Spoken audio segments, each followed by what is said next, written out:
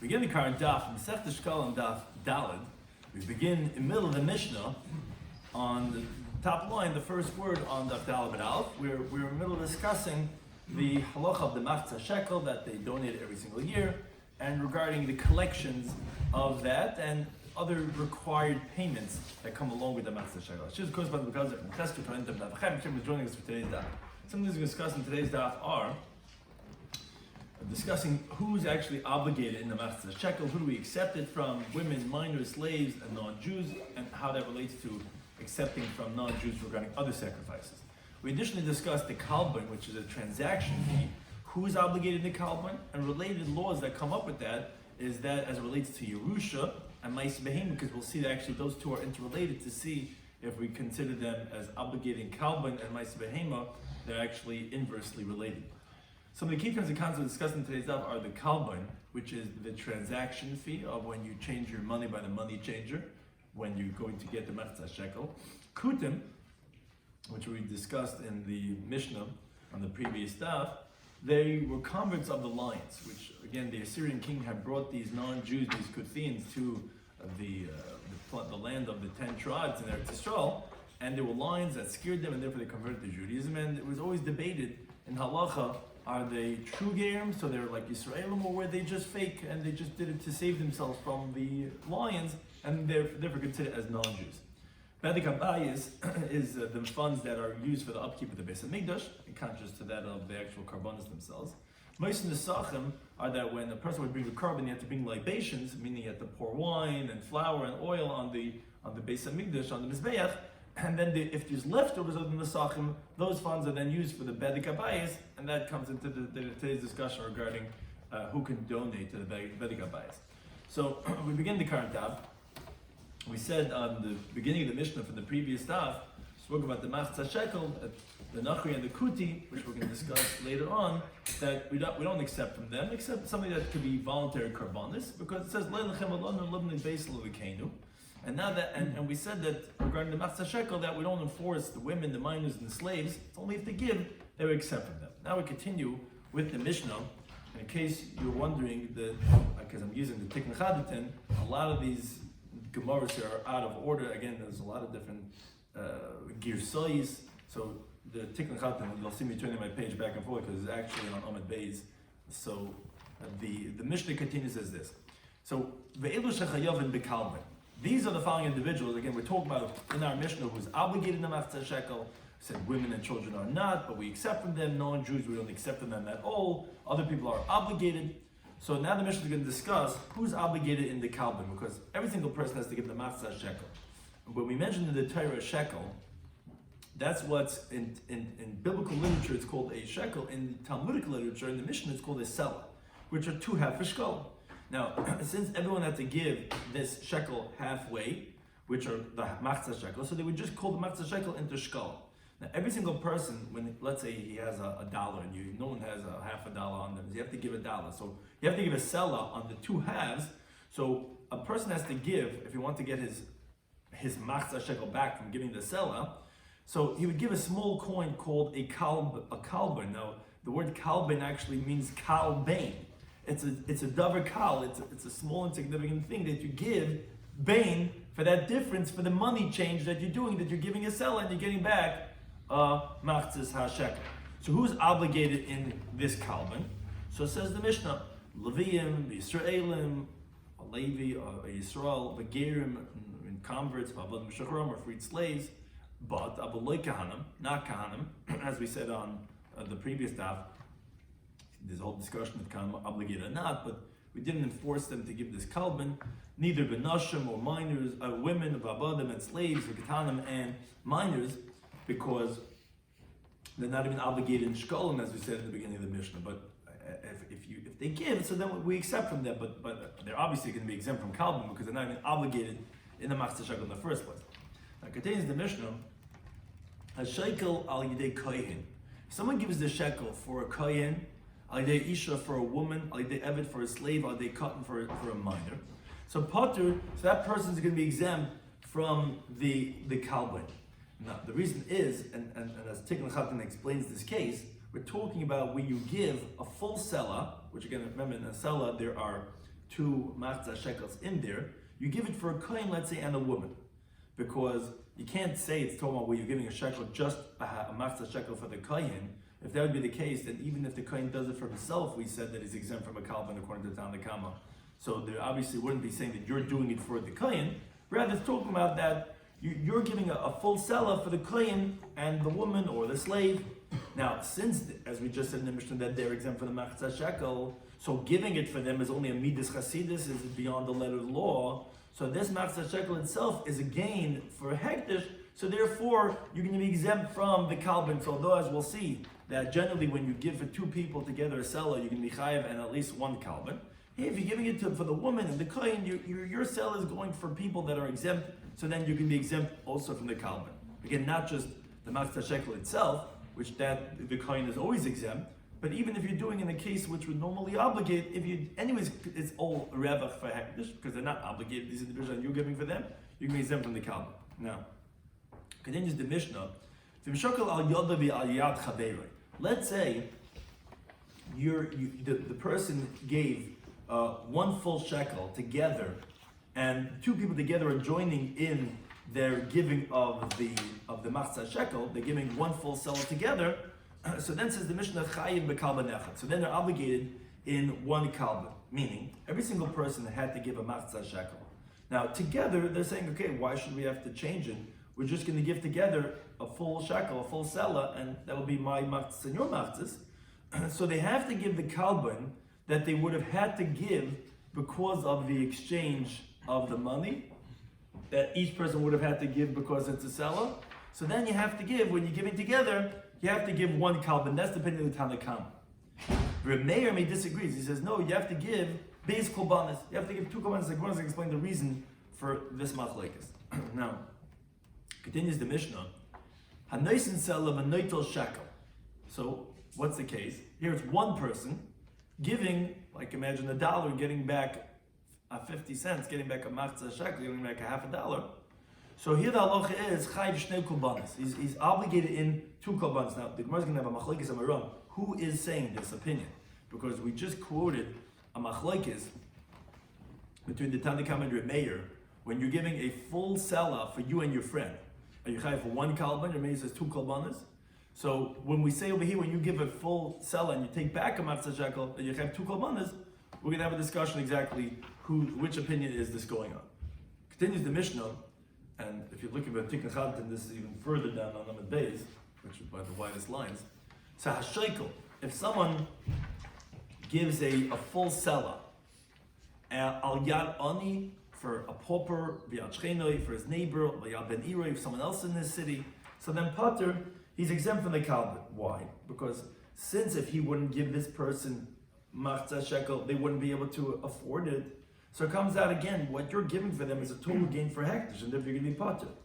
I says, take a chadim, why didn't you just say that if he's giving it for himself and for the poor person? Because according to a mayor, in that case you'd be chayav at least for yourself, and we don't want to discuss a case of a machlekes. So therefore we're just saying that if a person does it just for the poor person or just for the neighbor, whatever it is, he's pater from the kalban. Similar to the case of the women and the slaves and the minors, they're not obligated anyway. Here they are obligated, but they wouldn't be able to afford it anyway, and you're giving it for them. So we exempt you from this extra payment, like no postage necessary. Anyways, we're not going to charge you the extra amount. Now, but if he lends them, then chayiv is chayiv because he's getting his money back. He's not doing a reva for hektish. Now, an interesting case says the Mishnah, ha'achin hashutafin. If you have brothers that are partners, so it depends, as we'll explain in the Gemara. If they're shechayavim bekalban, if they're obligated in the kalban, because essentially it means to say that they're partners. When you have 2 people joining together, we said in the Mishnah previously, a few lines up, we said when 2 people are doing it together, you chayiv in at least 1 kalban, maybe even for 2 kalbanos. So then for ma'aseh behema, then they're exempt from ma'aseh behema, and the reason for that is because ma'aseh behema is exempt when you have partners together. When they're obligated in ma'aseh behema, it means to say that they're not really like partners; they're still like from the father's estate, so they're really like brothers. Then betur min kalban, then be exempt from the kalban because the kalban is not being really from 2 people; it's really being from 1 person. It's really the father's estate, and he's giving for others, and therefore it's going to be exempt from the kalban. Now says the Mishnah, the kamahu kalban. How much is this kalban that you have to add on? So it's a machlekes. Ma'a kesef divrei Meir. Meir says it's 1 silver ma, which 1/12 of a matzah shekel. Chachamim, they say chatzi ma, it's a half of a ma, which is 1/24 of the matzah shekel. That's how much more you have to add on for this matzah shekel. Says the Gemara. We said in the Mishnah, going back from what we said from the previous daf, which was the beginning part of the Mishnah, we said av bisha amru, even though they said that etc. that you're not mamashkin the minors, but we said that we will accept from them from these nashim abad mikatanim the machzah shekel. Meaning the Gemara is making a dig from the fact that we said that if the katanim give the shkalim, we'll accept it from them. It sounds like that if they give on their own, we'll accept it. But it sounds like halatvaya. But to claim from them ain't taivin. We don't claim from them the machzah shekel. So that is the Gemara. So hacha over here meaning in halacha gimel. This Mishnah is halacha dal. On the previous daf, on the top of the Amid Beis, we had halacha gimel, which is what the Yishalmi calls these Mishnayos. There it said that ima mashkin is tikatana. It said we don't take collateral from the minors. It sounds like, okay, we're not going to force them to pay, but it sounds like litvaya, but to collect from them, although we're not going to take collateral, we will collect from them. So at Amar Taivin, there you're saying that you're collecting from them, but v'hachom here in Mishnah and halacha dalin, at Amar Ein Taivin is saying that you will just accept from them if they want to give it, but that we won't collect from them. So that seems to be a contradiction, and we discussed this already on the previous daf. And that says the Gemara, it's not a difficult. Hacha over here in Mishnah Gimel in the ratio, which it says that you're not going to take collateral, but that you will collect, is talking about that B'Shehidi Beis Cyrus, where the kid already brought 2 pubic hairs, already an adult. But Khan over here in the Sefer, which sounds like that you're not even going to collect from the minors, it's only if he's going to give you're going to accept it. It's B'Shehidi Beis Cyrus. When there's a real minor, when it's under 12 years old, which that's what we discussed. There's really 3 stages. There's a minor up until age 12, which he wants to give, we'll take, but we don't collect from him. 13, meaning from when he's a gadol till 20, then we'll collect, we won't be mamashkin. And from 20 on, then we'll be mamashkin.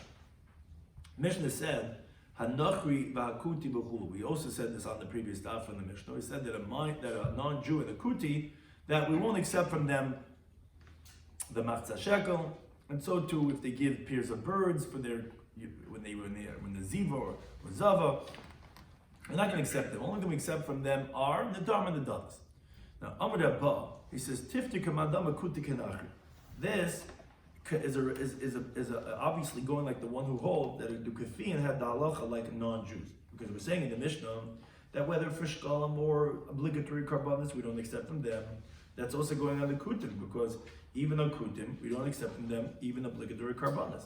Now, if you're going to ask, that why don't you accept karbanos from the kutim? That's what the Gemara is saying. Obviously, it's going like the Manda Amar that a kuti is like a nachri, because this palgin, this is a machlekes, as we bring in the following brisa. Kuti kanachri devi Rebbe holds that the Kuthins had a halacha like a non-Jew, which obviously I mean to say that a Mishnah is like Rebbe, because again, when they converted only because of the fear of the lions, but really they didn't really truly convert, and therefore we treat them like non-Jews. Shmuel Ilam says no kutik Yisrael l'chol dava. Kuthin is like a regular Jew for all halachic purposes, and therefore obviously Mishnah is not like him, because if they're like Jew, then why wouldn't they accept all these karbanis etc. from the Kuthin?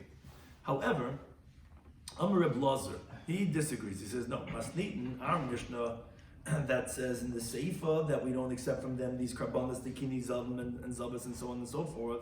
That's actually benachrim. That's only going on the non-Jew. There was 2 cases together. We said kutim and nachrim. That's only going to non-Jews. Habakutim light, but from kutim no. By kutim actually we would accept from them the kini zavim and the zabas and so on and so forth. And so because by shkalim there we have a pasuk that we brought. That was the last line we said from the previous stuff from this Mishnah from Ezra. That there we didn't accept from the kutim. That was for a different reason, because they would do it to sabotage, etc. But from karbanis, that we do accept from kutim. So therefore the Mishnah could be like everybody. It could be even like the one that holds kutim are Yisraelim. And the part of the Mishnah that says that you don't accept from them these karbanis chayva, that's going on nachrim. But the first part that says that we don't accept shkalim from them, I is Yisrael Gama. Yeah, but even though they were Yisraelim, they were going to sabotage the building of the Beis HaMikdash. Therefore we don't accept. But it could even be like the Mandama that kuti is ki Yisraelim. And says the Gemara B'Tani came, and actually we learned in the Brisa like that Mandama.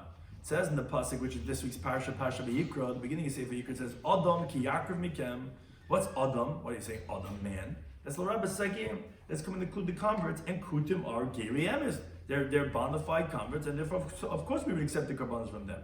When it says mikem from you, it sounds like only from you. It's like excluding something. That's lohitzias amamar. That's coming to exclude a renegade Jew, a person that's a rebellious Jew. That we don't accept karbanos from him.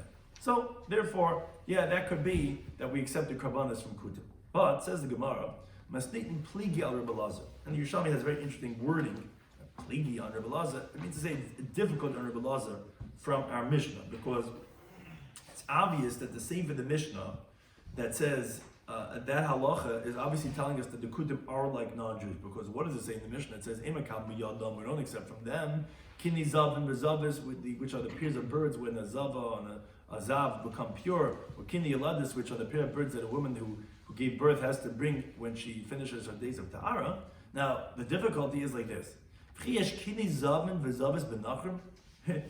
think that the non-Jews are bringing birds for when they finish their discharge of ziva?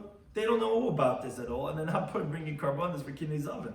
To say that we're not going to accept it from them, obviously, if you're saying that we don't accept from them, must be going on kutim who they were acting like regular Jews, and obviously that the Mishnah is coming to tell us that kutim are like nachrim. So therefore, obviously, that refutes Rabbi Lazar, who says that our Mishnah is going even like Mandama, Kutim Kri Yisrael and Gemurah. So on that, the Gemara says that, wait a second, if that's the case, that you're telling me Reisha Benachim, you're telling me the beginning of the Mishnah is discussing non-Jews, the Sefer Bekutim, and the Sefer is discussing only Kutim. Meaning, when it says in the beginning of the Mishnah that by the Nachri and the Kuti, it's discussing both of them, saying that the Nach and the Kuti that they want to give the Matzah Shekel, we're not going to accept it from them, and that's going on both of them. And you're telling me that when the Mishnah then continues in the next words that says, and we don't accept from them the Kini Zavos, that when we say we don't accept from them, that you're saying is only going on the Kuthim, because you said it doesn't apply by the non-Jews. Which non-Jew is bringing a carbon for his Ziva discharge? But the Gemara finds that difficult, because if you say that the Sefer is going on only Nachri, like Rabbi Lazar wanted to say, so that's not difficult. The Reish is talking about by the non-Jew and the Kuthi, and the Sefer is talking about only the non-Jew at all, and it's not talking about by the Kuthi who is secondary to the Nachri. Meaning, the primary halacha is we don't accept from non-Jews. We're saying the Kuthian is, okay, in this area we'll consider him like the non-Jew because they were trying to sabotage. But to say that the primary actor, who's the Nachri, in the Reisha, you're saying that when we continue the next lines, we're not discussing him, we're discussing the Kuthians? Because that's what you're trying to tell me. You're trying to refute Rabbi Lazar and say it can't be talking about the Man Amakutis Ki Israel, because then who is it talking about that we don't accept Kini Zamazavis? That's not going on Nachri. Nachri are not bringing it. It must be on the Kuthian.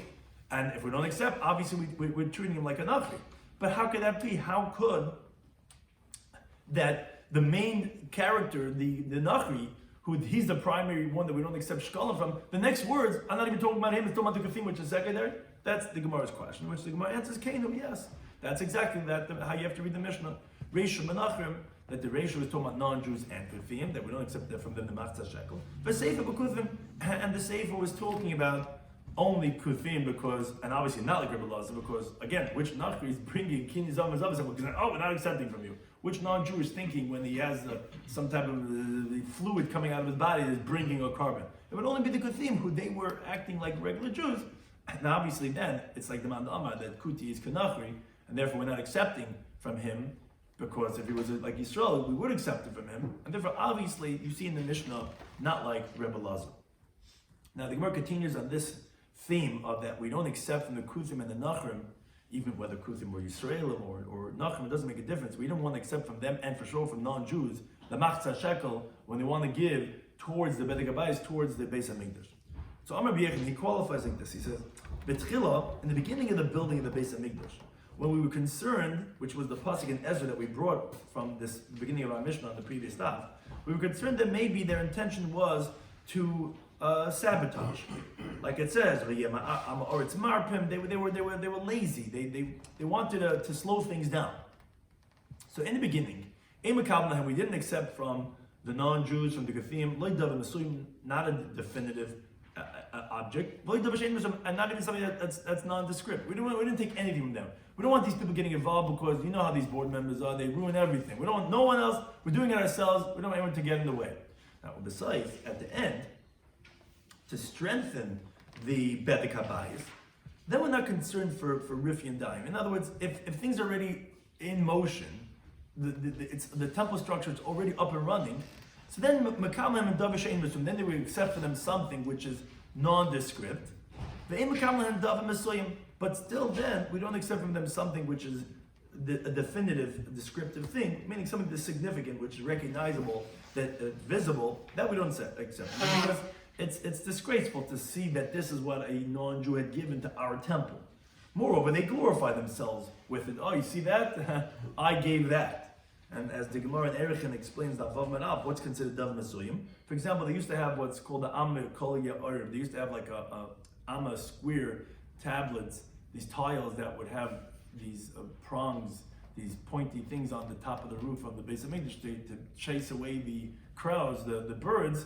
So that was like a distinct thing, and even that they couldn't. And what's she'ein mesuyim? Even water and salt. So those things they would accept from them. Water and salt, you can't define that that's what you gave. But davish mesuyim they wouldn't accept. But in the beginning, we didn't accept any from them. Now, Shimon Lakasham, he disagrees. He says, no, bein betchila, bein besayim. Whether in the beginning, whether in the end, we don't accept from them. We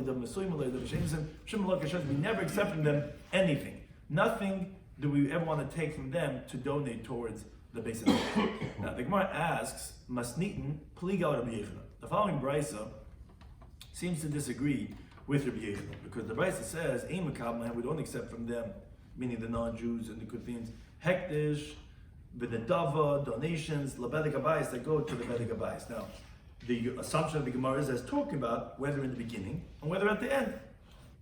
So seemingly it's like Rosh Lakish that you never accept from them.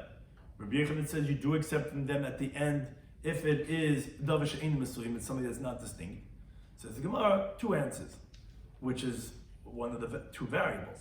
Either pasala, you can answer it bein betchil and say, you're right. The Bryce is told that you don't accept them not in the beginning and but obavad dav mesuyim, as long as it's something that's distinct. But if it was non-distinct, then you would accept from them. Or pasala, and the gears is supposed to be over here betchila. Or you could explain this Toma in the beginning. Yeah, in the beginning, even if it's money, we throw it to the Dead Sea. But at the end, meaning when the Beis Hamikdash is already up and running, then we could take your input, and then we could take, if it's a davar she'ein mesuyim, then we don't mind you having this a say in the matter. So that was Rabbi Yechida. Shimon Lakasham, as we quote him, he says, no, bein betchila bein mesayim. This is whether in the beginning, whether at the end. We don't accept from them, not something distinct, not something non-distinct. We don't accept anything from the non-Jews. Now the Gemara asks, however, Masnitin, the Mishnah Mesechtes Erechin is pliga Shimon Lakish, like disagrees, meaning it's a difficult Shimon Lakish because of Tani. The Mishnah Mesechtes Erechin there is discussing regarding Erechin regarding non-Jews, which Machlekes Meir and Yehuda regarding if there is Erechin to a non-Jew. On that says the Mishnah over there as follows: Hakol Sham, and everyone agrees, Shein Noijim and Nidar, whether their status of Erechin, okay, that's a Machlekes, but everyone agrees that a non-Jew can make a neder and he can be the subject of a neder. Now, that Mishnah is discussing in all cases, whether in the beginning of the Beis Hamikdash, whether at the end, whether it's something distinct or non-distinct. So that's a difficulty on Rosh Lakish, because he said you don't accept from them ever at all. Yet here we see that they can make a neder and towards the Beis Hamikdash. So says the Gemara, Pasala, well, yeah, explain this that the Mishnah says over there that they can be noijim and nidan, that they can make a neder, is a oila, is referring to oilos. That's to the karbanas. But the bedek habayis, to the temple upkeep, to the running of the finances of the Beis Hamikdash, that we don't have them ever get involved at all. And Rish Lakish was saying that for the bedek habayis, we never accept from them. But for karbanas, that everyone agrees that, of course, that we learn that from Adam. We can learn that everyone could give, even that of ish. Anyone could give, even a non-Jew. It says the Gemara, I don't understand. I understand the word noidrin could make sense that they can make a neder. That's by the carbon oila as your answer. But nidarin oila? What does it mean, nidarin? Nidarin means to say that you're the subject. How could you say nidarin by an oila if a Yisrael makes the vow on the non-Jew that the non-Jew should give the oila? What, the non-Jew is going to listen? What does that mean he's nidarin? So it says the Gemara, meaning if he was saying this, talking about giving towards something, so you could say we're giving his value. But what does that mean if it's regarding your oila? Says no, it's not difficult. You saw somewhere the Jew says, the Jew says, I have an obligation to give an oila. And the non-Jew heard and he said, what this guy said is on me, meaning in the way, that's what nidar means. Nidrin is he's the active participant, and nidarin is like a passive, which he heard someone else, the Jew, make, and he says, and me too. And that would be nidarin, he would be the subject of that vow. So again, it's not difficult in Rish Lakish, we never accept from them in the Bedek HaBayis. He was talking about for the Karbanas. Now the Gemara continues, however, asks another question based on this teaching of Rish Lakish. The Gemara asks, what, Ve'ena maybe imay nesachim? Don't you bring the non-Jew? You're telling me that, okay, what is he noijim and nidarin? He can't give anything to the Bedek HaBayis. Nothing, fine, okay. But he can bring Karbanas, right? And he brings a Karban Eilah. With the Eilah, he has to bring nesachim, he has to bring libations, which is wine, oil, all these things you have to pour on the Mizbeach. Now, it's not possible that there shouldn't be some leftovers from the Nesachim. Now, a Mishnah later on teaches that if he's bringing Nesachim, u'maisa Nesachim, loyle klisharisina, don't the excess of the libations which are not used, those funds are used to purchase a klisharis, the service vessels. Now, if that's how Rabbi Kiva holds, which the whole machlek is exactly, we'll see later on this Masech, the way you do it in the Masech. But according to Rabbi Kiva, you go ahead and you buy kli shars with it. So Nimtzer comes out, maybe Dover, and the Girsa actually is, there's so many Girsas, like I said here, I'm going to try to figure our way out, but maybe Dover she'ein Misuim. You can look at all the Mefarshim, you'll have many different interpretations for all these Gemaras, what's the question, what's the answer, what's going on, but one of the versions is, maybe Dover she'ein Misuim, is that, so he's bringing something that's nondescript. And that's difficult on Rish Lakish, because his funds, guess what, are being used for the temple upkeep, because those Nesachim are ultimately going to be used for the Klishars and the Beis HaMikdash. And you told me he can't be involved at all. So Hasar Rabbi Yisi B'Rabbain, he answer for Rish Lakish, he says, wait a second, he has a comeback. He says, V'hat Tanina, we have a Mishnah Masechtas Erechin over there that says, Nerochin Ba'archin, that they can be the subject of an Erech vow, and they can make an Erech vow, the non-Jews. Now, loyle Bedek HaBayis, doesn't that go towards the Bedek HaBayis? And that is that's even a Davar Mesuyim, the way the Tikkun Chatan explains it, which it goes for the Klisharis directly. And even so, we accept from them their Erech vow. So obviously, what do you have to say? That Heich ma da'at amar tamon, just like you say over there, that since he's not intending to give it to the Bedek HaBayis, rather l'shamayim miskaven. He's for God, for heaven. He's like, to God, I'm gonna give this vow, the value of this person. And just by itself, the way the funds end up working out, it goes to the Bedek HaBayis. The same thing you have to say over here for Rish Lakish. His intention is for heaven, as we continue to Beis. And the gears is Likli, and by themselves they come to the service vessels. So, like according to Rabbi Yechanan, it's not forbidden to accept from them, only when they gives explicitly for the Bedek HaBayis. So here also to Rish Lakish, they're coming to the Klisharis by themselves. Rish Lakish only said that we don't accept from them only when the non-Jew is giving directly himself to the Bedek HaBayis. And since it's coming indirectly, so therefore, that's not a problem of receiving from the non-Jew going to the Bedek HaBayis. We skip the next few words, and Shimon ben Lakish Pasalam. In other words, he wants to bring a proof from the simple translation of the pasuk for his opinion that we never accept from them. It says in the pasuk, "Lo ylechem balanu libnei space lo likein." It's not for you and for us to build the house of our God, which the simple understanding of the pasuk sounds like that. Yeah, we're never allowed to partner with them at all. At any point in time, we can't get them involved. These are not people that we sit together to. The Orthodox rabbis are not on the same board as the other types of the factions. We don't collaborate together. We never accept them for the middle, and that's a simple understanding. Not like Rabbi Yechon who says, "Oh, it depends, beginning, the end." Now, Rabbi Chizkiah, Rabbi Simon Shal, which again in Yerushalmi literature doesn't mean that he really asked. It means like he's basically wants to see what others are going to say for his opinion. He says, "Mi'ata." Based on this, he says, "You know what it comes out? The that we won't accept from the non-Jews even for the water canal, for the towers of the city, and for the walls.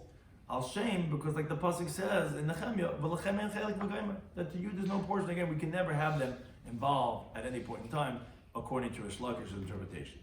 Now we said in the Mishnah that Elu Chayavim b'Kalban. We said that these are the ones who are obligated in the Kalban. Now we skip the next few lines and we go to the word Masnita, which we're actually not going to have that girsa even that. The words are going to be my time and Rameh. And if you're looking at Tikkun Chadin, it's the medium-sized lines that start his interpretation of these words. But what's the reason of Rameir that he holds? It was exciting to skip the lines, right? Like the Yitzhak say, it was much like we skipped, like we sped ahead or something. So he holds, Rameir said that you give 2 kalbainis. In the case of when you give the shekel for yourself and you give it for someone else. Now, the problem is what's the reason of Rameir? If it's because of the exchange of the monies that you got to pay hektish for that expense, so then you should only have to give 1 kalban. What's the reason Rameir that he says you have to give 2 kalbainis? So it says the Gemara the following important concept. The Amr Rameir, he says, Kishem sheshikli Torah, just like the mafta shekel obligation is a biblical obligation, kach kalbanai Torah. The obligation of the kalban is actually a biblical directive. Because Ksav Meir held b'leis and shikli shalim, when a person gives a full shekel, shuhu chayiv, and the girsa is shnei kalbainis. That then he's obligated in 2 kalbainis. In other words, when you give a full shekel, which are 2 half a shekalim, for himself and for his friend, he's obligated in 2 kalbainis, because the mayor holds that for every mafta shekel you have to give a kalbain, because the Torah obligates you for, and this is an important word, for the hechrei, for the precision of every machzah shekel, you have to add on a kalban. Why? Because the Amr Meir says, Kimin matbeya shel eish. Famous Rashi that brought down in Parsha Kisisa that Kimin matbeya shel eish, there was like a fiery coin. Haitzah Kadosh Baruch Hu mitachas kisa Kadosh Baruch Hu took out from beneath his throne of glory. He said to Moshe Rabbeinu, he said to him, Zeh yitnu, this you should give. What does it mean, this you should give? Meaning, Kizeh yitnu, like this you should give. What does that mean? What it means to say is that this Rameir understood that from the fact that Hashem was particular to show him Moshe Rabbeinu doesn't know guilt. We all know guilt. What's highest? You have to show him what it is. No, Hashem showed him a fiery coin to say exactly like this. I don't want you to miss and diminish anything from this Mafsah Shekel that we have today in your days, in the days of Moshe Rabbeinu. So the fact that he says this you should give means like this it should be, and it should always be like this. So that's why biblically, whenever anyone has to give a machzah shekel, he has to give another little bit more. You know, it's almost like you go to the 99-cent store and you can never get $1. You got to give $1 sign. I never understood that. You go to dollar store, the whole thing is you get $1. You got to give $1.07. It defeats the whole purpose. So even giving machzah shekel, it's not enough to give machzah shekel. We didn't write the fine print. You always have to give another small coin to add a little bit more. Why? Because as a Brisa teaches in the Tosefta, Rameir says that anyone who gives a machzah shekel has to give a kalban. The Chum say, no, you give a straight up machzah shekel, you give potter. If you give 2 dinarin, which 2 dinarin is actually the equivalency of a machzah shekel, then you're going to be obligated. You give it a direct machzah shekel, the Chum say, why would you have to give a kalban? But what we see for Rameir is that he holds that no, it's a biblical obligation when you give a machzah shekel to give a kalban. And the Chum hold, no, it's because of the exchange of the monies. So therefore, if you give a machzah shekel, there's no reason of giving anything more. Only to give 2 dinarim, which is the value of a machzah shekel, then you have to give because of the exchange, which you should have given a direct machzah shekel. You're giving 2 quarters instead of. Then you would have to add on a little bit more. But that's because they don't hold it the drush of zeh yitnu. Rather, they hold it like we actually mentioned on the previous stuff, that zeh yitnu would be that zeh is like 12, 7 and 5 is zeh, which is all 12 tribes, including the Kanim. But Rameir holds that the currencies might not be precise. So therefore you have to give a little bit more to make sure it's exactly machzah shekel. So it's not because of the chiluf. There's 2 Hebrew words to remember, chiluf and hechrei. Rameir holds that you have to give it biblically because of hechrei to make sure it's exactly machzah shekel. And the chacham hold that no, it's for the exchange. And if you're giving directly machzah shekel, there's no reason to give. So we said in the Mishnah that the next line in the Mishnah was nice and sell. If someone gives for himself, we had a machlekes regarding when he's giving for him and his friend. Rameir says 2, because one's for the transaction, and 1 is for the biblical obligation. And the Chum say, no, you only have to give 1 because it's for the transaction, but for yourself, there's no reason to give. But then the next line said that, let's say Nosan Sala gives a seller, which is 2 machzah shekels, and he's giving it little shekel to get a half a shekel back. So the Mishnah said, Chayiv shnei kalbainis, he's obligated in 2 kalbainis. So in Machlekes Amaram, who said this? So Amr Belaz, it says Rameir, it's Rameir. Because Remeir, when he says, Echad, one kalban you have to give is shekel shel. Every machzor shekel, again, according to Remeir, you have to give a kalban. The echad, and the girsa here is l'divrei Torah, and the other one is for the biblical obligation. Because again, Remeir holds you chai for two kalbanis, one for the shekel that you're giving. Because even if you give a straight up machzor shekel, you have to give a kalban. And here, where he's giving a sela and he's exchanging by hektish, that's for one, and the other one is the biblical obligation of kizeh yitnu. Now, Tikachantan explains, he says that although by two people they give a full shekel, Remeir only says you have to give two kalbainis. Why don't you have to give, if you tell me every single person has to give a kalbain for his machzor shekel, so when Remeir said when two are given together a sela, a full shekel, so why don't you have to give three? You should have to give one for the one person, one for the other person, because every person that is machzor shekel has to give a kalbain, and then one for the chiluf, meaning when you don't give exactly the machzor shekel, like if you give 2 dinar, it's like 2 quarters, you have to give a kalban. And when you give $1, you have to give. So why don't you have to give there also? So now he says, no, the other reason is that since you're giving a full shekel for the two of them to hektish, so it's basically like purchasing produce from the marketplace for a seller, where there's no exchange. I'm paying for the full thing that I'm giving. Whereas over here, where he only has to give a shekel, and he's exchanging from hektish, so hektish is not any less than a regular person, and you have to give a kalban for that exchange. But according to Tanakama, who doesn't hold that you have to give two when you're giving for to obligate the kalban only because of the exchange. So according to them, you're right that you would be chayiv only one for the exchange. Now, although we don't know if this machlokes in the Mishnah, but in Tosefta it explicitly says, as we quoted it before, someone gives a seller and he takes a shekel, it may hold yichayiv two kalban, and the say yichayiv only one kalban. As the Gemara said, time like learn the brayso. These are obligated in the kalban, etc. That those individuals are recorded who's chayiv, who's not chayiv, as we said in our Mishnah. And when you're giving a seller and you're taking back a shekel, so the Tanakama says kalban echad, you chayiv only one kalban because of the exchange. Maybe says it's kalban, you chayiv two kalbanis, like we said, once for the biblical obligation that anytime you give a matzah, you have to give a kalban. And now here, when you're giving $1, you take back 50 cents, take back half $1. That exchange also obligates you into another kalban.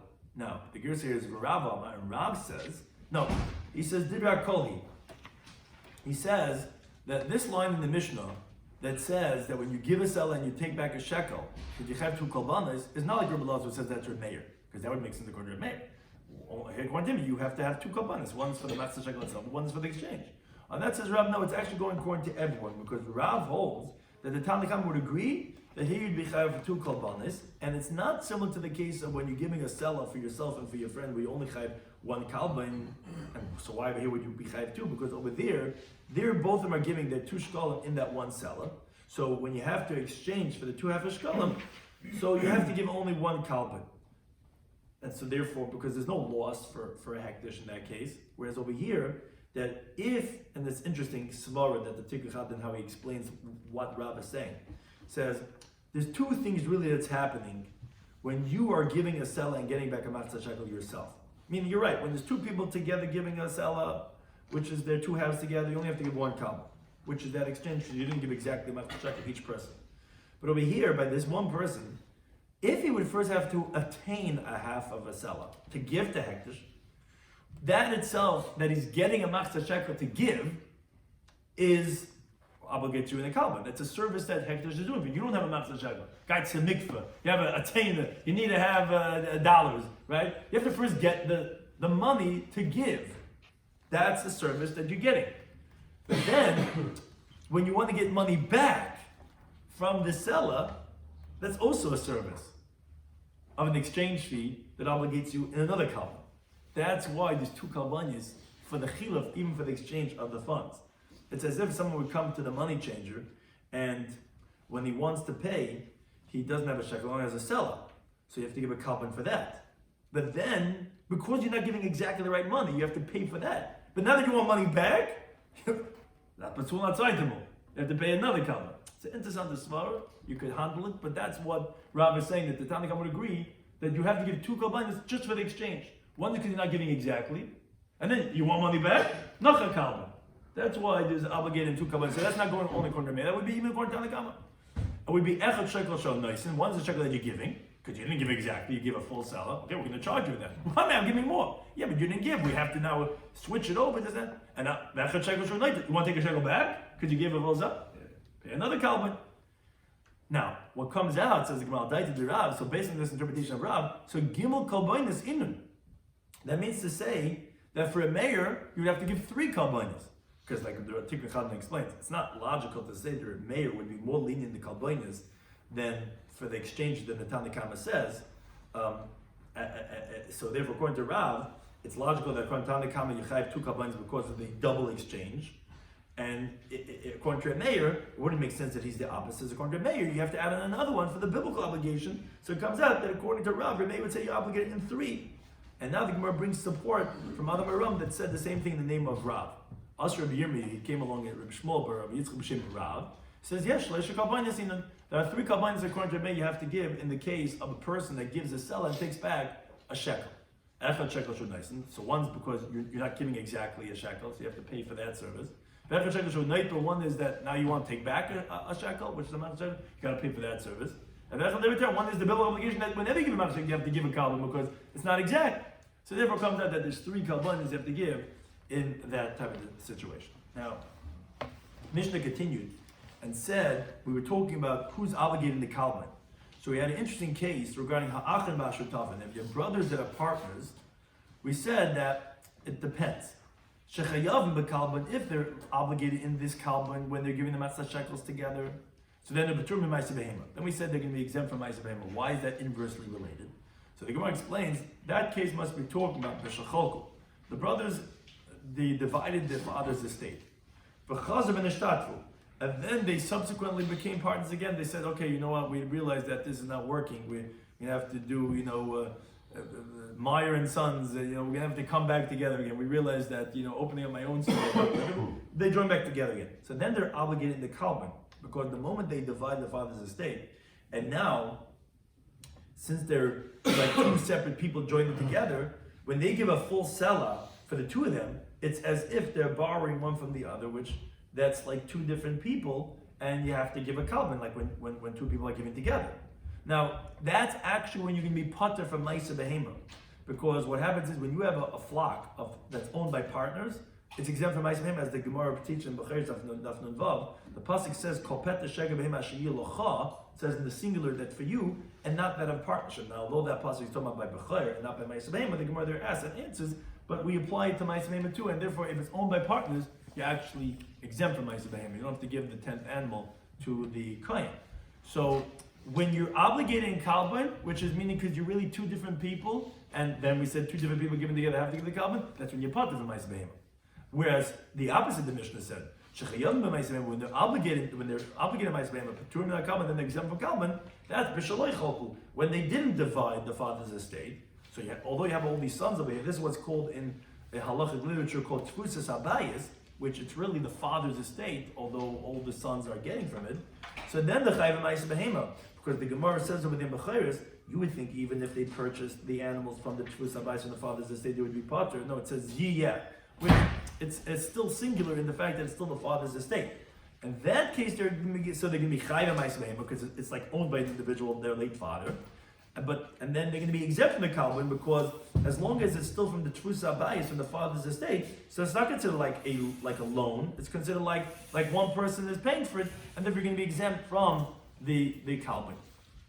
Now, however, the Gemara qualifies this machlekes. Amar Reb Laza, he says that we say that if they divided the estate, that undoes the whole father's estate, and it's like 2 different people, and again, therefore it's like a partnership to be exempt from ma'aseh behema, you're going to be chayv in the kalban. That's only v'hein shecholku gedolim. That's only if they divided the estate, kid goats, meaning based on the monetary value, keneged yashim, which one brother was getting the goats and one was getting the rams. And v'tyashim keneged gedolim, and the rams opposite the kid goats. So that already nullified the status of the inheritance of this estate. It's as if every person bought on his own from the market, and then they got mixed together. So there's no tfusas habayis. It's like a new partnership. So like you're 2 separate individuals. But when we split up the inheritance, originally was you get goats, I get goats. You get rams, and I get rams. Which that's actually the halacha of Yerusha, which every person gets a portion of every single time. Oh, then we say when you're getting back together again, no, this is the portion that was from the original part of the father's estate, which in halacha is called yesh breira, meaning it's retroactively clarified that we're still quote unquote the Yarshim. When we come back and become partners again, the Tvus Abayis, the father's estate, like literally comes back to its original place. Oh, so then you're going to be Chayv Ma'aseh Behema, because like the father's original estate, and then you're going to be Pater from the Kalban. Which Amar Bichin, he disagrees. He says no. Afila Cholku Gedoyim Neged Gedoyim, even if you split evenly the goats for the goats, or Joshim Neged Joshim, the rams Neged the rams, no. Kilakuche saying, they're like as if they are consumers, which means say he holds ein breira. You don't say, oh, it's like this is the original inheritance. We're already split up. We're like consumers, upetur min hameiser, and therefore, unlike the way Reb Lazar qualified, he says no. Even in that case, they're going to be exempt from ma'aseh behema. They're going to be like partners, not like brothers of inheritance. And that's who the tanin and like the mission teaches them b'chayros halakuach. If you're a consumer, I mean, he's saying they're like the kuchas, not like Yerushin. But if you're a consumer, what was given them as a gift, the halach is part of ma'aseh behema, you're exempt from ma'aseh behema, and hence you would be chayiv in the kalman because you're like two different people. That's a machlek is Rabbi Yechon and Rabbi Lazar. What would be the halacha if they divided it exactly, this correlating to this, tit for tat, and they come back together again? Would we say that they're back Yerushin again, or like Rabbi Yechon says no, they're like lekuchas, and therefore they would be exempt from ma'aseh behema, and again chayiv in the kalboinus. So when we were discussing today's Daf in Shekalim Daf Dalin, we continue with the halacha of the Mishnah. We said that the following are obligating kalban. We said that Levim, Yisraelim, but not Kahanim, Nashim, and Navadim, and Ketanim, because they're not obligating Shekalim at all. We're not going to obligate them the extra kalban. We said if someone gives there for Shekalim for them, he's also patur from the kalban. We had a machlek is if someone takes a shekel for himself and for his friend. So like, hey, we both have to give a half a dollar. I'll just give a dollar for the two of us. So then we had a machlekes, is it chayv for one kalban or actually two kalbanis? You said a machlekes, who's the one that says in the Mishnah that if you give a sell and you take back a shekel, did you chayv for two kalbanis? Is that Remeir, and that one would be for the Devar Taira obligation and the other one for the Chiluf, or possibly like Rav said, even like the Tanakama, because there's two exchanges happening. We said that if someone gives a shekel for a poor person and a neighbor, he's going to be exempt. But if he lends them, because it's totally gain, because they couldn't afford it anyway, if he lends them, then he's going to be chayiv because it's his gain. We said that brothers who are partners, so if they're chayiv in the kalban, so we said they're part of ma'aseh behema. If they're part in the kalban, then they're chayiv in ma'aseh behema. We had machlekes regarding what's the share of the kalban. Is it a ma or was it half a silver ma? In the Gemara we said that this that we say a cotton, we will claim from him if he has 2 pubic hairs. But if he doesn't, that's when we say we will just accept, but we won't even claim it from him. And to be a mashkin is only after 20. We had in the Mishnah, one interpretation said that the man the Mishnah must be saying that kuti is like a nachi. Therefore we don't accept from them. The second interpretation says no, that even if they're geri emes, even if they really are like true gerim, the Sefer of the Mishnah says we don't accept them kinis avazavas was only by nachrim, which the Gemara found it difficult. No nachri is giving kinis avazavas. Anyway, therefore I want to refute that interpretation. We had machlekes regarding this that we don't accept from them, from the non-Jews, is that even at the end, by davash in mesuyim. I mean, everyone agrees in the beginning you don't accept from them because they're going to interfere, and at the end davash mesuyim also. Machlekes was regarding davash in mesuyim at the end. This that we learned that they could be noidrin. You see they can give. No, so the Gemara, that's not the Volon Shlach. It's the Mabayah Oila. For that they can give. Bedek Abayis they can't give at all. And the Meiss and the Sachim, that funds goes to the Bedek Abayis. No, but he's not giving to the Bedek Abayis. He's saying Fel Shemaim and it just go by itself to the Bedek Abayis. That's not considered a violation of this halach. He said according to Meir, you're chayv for 2 kalbainis when you give for yourself and for someone else. Why there's 2 kalbainis? There's only one exchange because he holds there's a biblical obligation, unlike the Tanakama, of hechra, which it says kizeh yitnu, which therefore when you give for him and his friend, you're going to have to give 2. One's for everyone has to give for the master shekel, and one is for the exchange, which Tikkun Chagin explains why you're not giving 3. And according to Rabban, you only give for the exchange, so for the whole you only have to give 1 kalban. We said that when you have brothers that are partners, so if they really divided and then they come back partners again, so then the chayiv and the kalban, because it's like borrowing from each other, 2 different people, but they're exempt from ma'aseh behema because they're partners. And the opposite when they didn't divide. So then they're like Yerushin, so it's like Tvus Abayis, and then it's like the father's estate where again it's the father who's paying for it, and therefore it's like one payment, and therefore they're not obligated in their separate kalbainis. And therefore then you mechayiv and ma'aseh behema. Now we had machlekes if when they divide, what's considered nullifying the Tvus HaBayis is that specifically when you do, let's say, Gedoyim Keneged Shiyashim, two separate things, so then you're like Lekuchas. But if let's say you do exactly Gedoyim Keneged Gedoyim, so then we hold to the concept of Yesh Breira, and therefore that's considered still their portion of Yerusha, and when they come back together, there's like back to the original state of Tvus HaBayis, and therefore they would be Chayv and Ma'is Behem. Or do you say that? No. Even Gedoyim Keneged Gedoyim, we hold Ein Breira, and therefore they're like Lekuchas, and therefore there would be part of Ma'is Behem, like two different partners, and it wouldn't be considered like one Tvus HaBayis. Thank you to any time for hosting us.